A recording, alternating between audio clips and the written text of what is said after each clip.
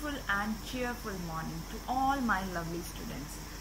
Today I'm not going to just jump into let's start today's topic. No, I want to share few things with you. As you know that we are almost from last 1 month we are interacting, right? But I know that we are interacting in a very different way, but still this time is very precious for you also, for us also. So the most important thing is utilize this time in a best way you can. Spend the quality time with your parents, with your family members. Take care of yourself, your health. Stay happy.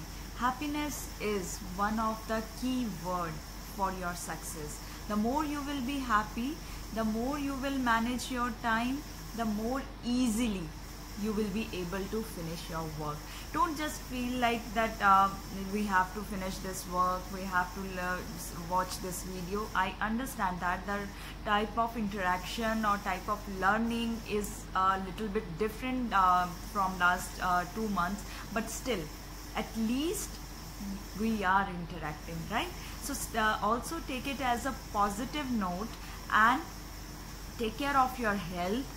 Do exercise daily, and one more thing, self-study, right? Before just going to bed, you should do something very productive which makes you happy, right? Or which will make you happy. So take care of your family members, take care of yourself, take care of your health. These are the most important things during this time. So now on this positive note, I'm going to start today's lecture, which is very important, as well as this is the last lecture for our chapter number 11, that is the transportation in plants, right? Till now we have discussed so many things, and I hope you have learned so many things.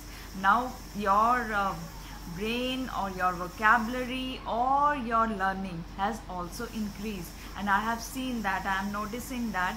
So for now, if I talk about today's lecture, we are going to discuss about transportation of food. Till now we have thoroughly learned that how water and minerals, they are transported to different parts of plant with forces, with the passive, active processes. So today we exclusively going to talk about food. That, as you know, that food is one of the very important factor for the plant through the photosynthesis process, right? So in this today's lecture, let's see that how food is transported in the different parts of plants, and I hope that you will enjoy this lecture. The most important thing is you should enjoy while you are watching video or while you are reading something. You should enjoy, you should be enthusiastic that we have to learn today this thing. Ma'am has told us this thing, let's see that how does this thing work. That is kind of energy I want from all my kids, right? So let's start today's lecture. Transportation of food. Now who transport food in the plants? It is done with the help of phloem, right? And who does transportation of water and mineral? That is done by the xylem, and we have studied that in complete detail. So food is transported with the help of phloem. In phloem, the mainly cells which takes place in the play a role in the transportation of food, that is sieve tubes, or we call it as a sieve cells, right? And those cells which are helping these sieve tubes during the transportation, those are the companion cells. Although there are the other fibers and parenchyma also, but they are not playing directly role in the transportation. So I am taking here only 2 types of cells which play role in transportation of food, that is the sieve tubes and companion cells. Clear? So movement of food is done with the hypothesis which is known as mass flow hypothesis, right?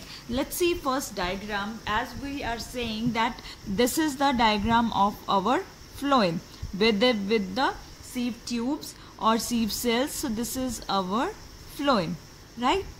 This is our sieve tubes. This is our sieve tubes, and this one is, I will just label it, mark it with another pen.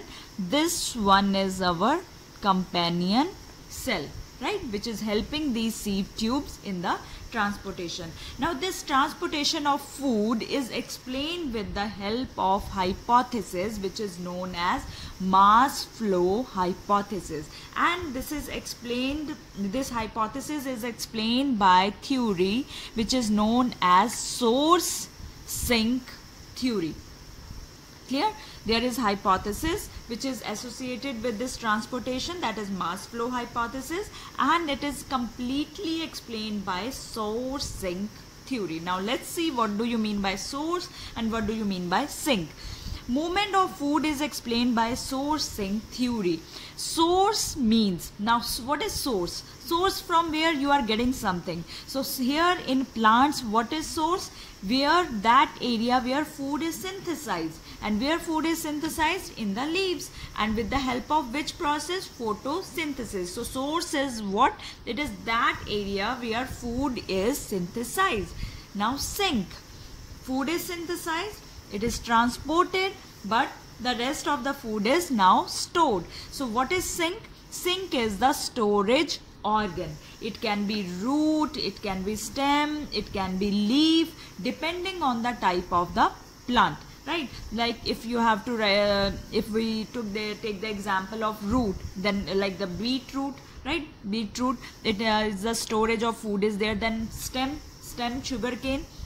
In sugarcane, the food is stored in the stem.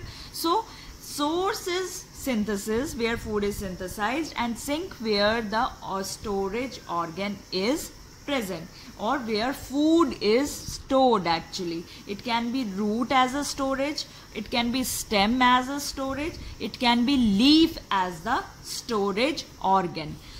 Now this is three very important thing you need to know, or you also know, because these we discussed in class 10th also. Carbohydrates, carbohydrate, they are synthesized as glucose, or if I say that plants synthesize their food in the form of glucose, right? But and you are now completely, you have idea that what is glucose? It is a carbohydrate, but glucose is not transported. So transportation is done as a sucrose. So now glucose change into sucrose and it is transported to different parts of the plant. But again, this is not stored as sucrose, this is stored as starch. So plants, they synthesize food in the form of glucose, they transport it in the form of sucrose, they store it's the starch. Clear? Now let's see first that how does these things work. Now see, the food is transported in the form of sucrose. So when food is transported, then it is first add into the or come into the companion cell, and from companion cell then it moves into the sieve tubes. So now when it jump into the sieve tubes, their concentration increases inside the sieve tubes or cells. So when sucrose concentration increases, now you tell me, when sucrose concentration increases, this cell will be hypotonic or hypertonic? Now sucrose, it means solute. So when solute concentration increases, the medium will become hypertonic. So now when medium become hypertonic, how does water move? Water moves from hypotonic to hypertonic condition. So now water will start adding into the cell, right? And when water will start moving from the surrounding cells into the sieve tubes. Clear?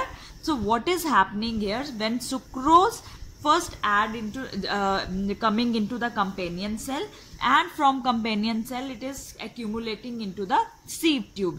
When it is start coming into the sieve tubes, its concentration increases and the medium become hypertonic, and then water start coming inside the sieve tubes. So when water will come inside the sieve tubes, what will happen to the pressure?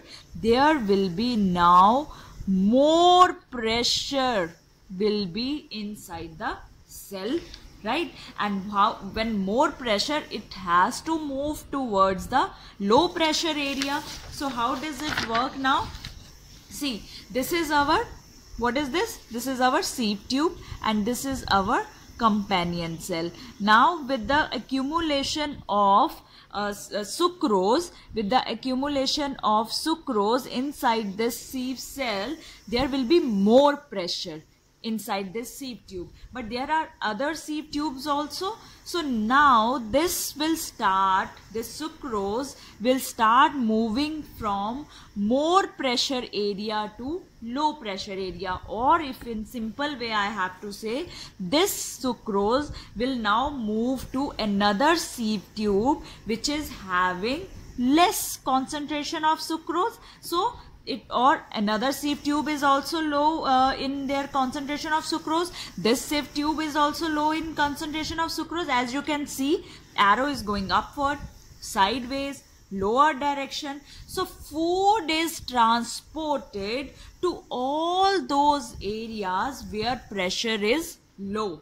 So it means phloem can be multi-directional, or transportation of food with the help of phloem is a multi-directional phenomena.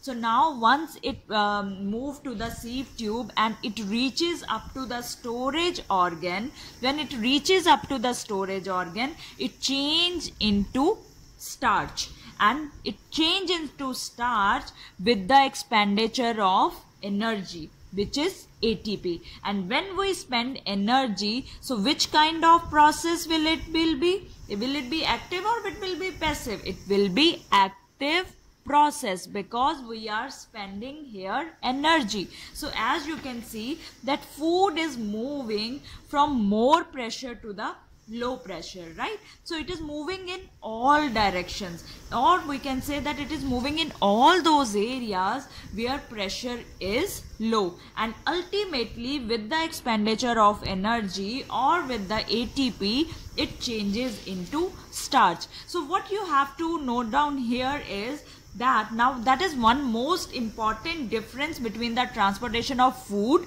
and transportation of water. So transportation of food is multi-directional.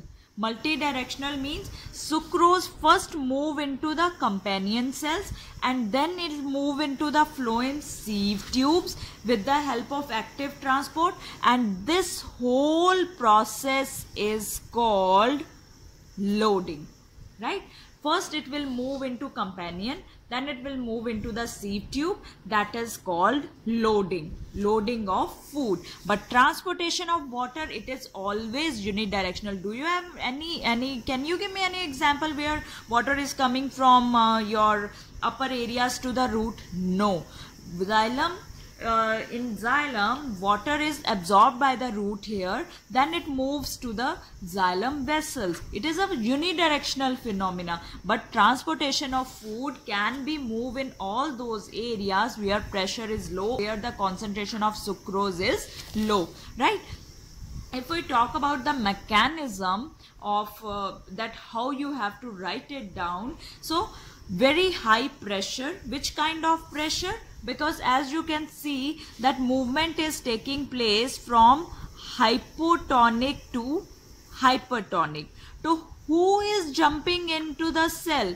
Ultimately this is water who is jumping into the cell. So when water is coming in, which kind of pressure it will be? This will be our osmotic pressure. So as high osmotic pressure start building up into the phloem at a source area. Source means you can say leaf where food is getting synthesized. This phloem that moves or phloem sap that moves to the area of low pressure or to the sink. This is very clear from the diagram, right? Now this sucrose moves out by active transport into the cells. So this whole transportation of food is an active process. Ultimately, it's stored into the form of starch and decreases osmotic pressure at sink. So at this area, which is a sink, the osmotic pressure is less. So movement is from more osmotic pressure to the less osmotic pressure. Clear? So first it moves out by the active transport, then stored in the form of starch, decreases osmotic pressure at sink. Clear? So this is our about the transportation. Now what is loading? Again I am asking you, what is loading? First, food. First there is the movement of sucrose into the companion cell. Then this move into the sieve tube. This process is called loading. So loading of phloem is actually the first reason which create a water potential gradient, and this gradient help in the mass movement. Mass movement means bulk movement in the phloem, or bulk movement of food in the phloem. Clear? Next is, there was one scientist who actually did this activity or experiment to show that phloem is ultimately responsible for translocation of food.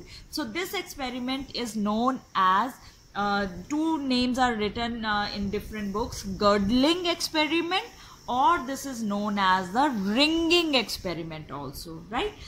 Why this experiment is done? This experiment, purpose of this experiment is to identify tissue. The purpose, what is the purpose? To identify tissue through which food is transported. Now we have studied, we know that food is transported with the help of phloem. But how can you prove it with the activity or experiment? So what we are doing, you know that bark is the basically a part of the tree. When a tree is very old, then there is a bark, right?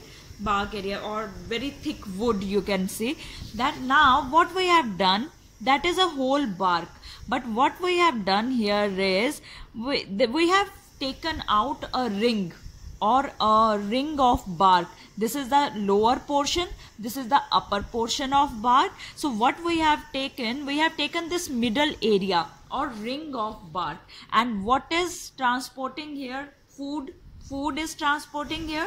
Now but we have removed this area, so it means we have removed this bark with the phloem. It means now what is going to happen?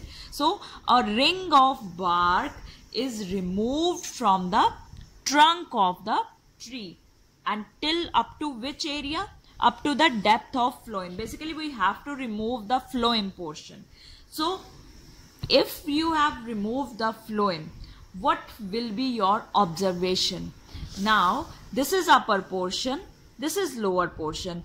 This is now having food, but you have removed phloem from this area. Will this food transport to this lower area? It cannot transport if phloem is responsible. So what we can observe, that downward movement, if in the absence, that downward movement of food will not occur. So bark, which is above the ring or girdle, it will become now swollen, and after few weeks it is observed that it becomes swollen. Why will it become swollen? Because of the accumulation of food. Why accumulation of food? Because food cannot go down. You have already removed the phloem, and phloem is responsible for translocation of food. So this experiment proves that the downward translocation of food, if it is stopped, it means which vascular tissue is responsible for the transportation? It is phloem. So it was the explained with Hartig. Hartig was the scientist who first time explained this experiment, which is known as girdling experiment or the ringing experiment. So this is experiment basically used to identify tissue through which food is transported. So downward movement of food, if will not occur, the above portion will become swollen, right? This will become swollen after few weeks, which will show that downward translocation of food is stopped, and this explains that phloem is responsible for translocation of food. So here we are finished with our chapter number 11, that is transportation in plants. I hope you enjoy this chapter. That this is a not very complicated chapter, but this give you the major idea that how transportation in plants, although either we talk about water, minerals or food, that how it is transported to the different parts of the plant. If there is any doubt regarding any topic, right, you can tell me. We can revise that thing also, or we can take few doubts or the few questions from this from this chapter also. So I will meet you with my next video or with the new topic. Till then, stay happy, stay healthy and enjoy your day.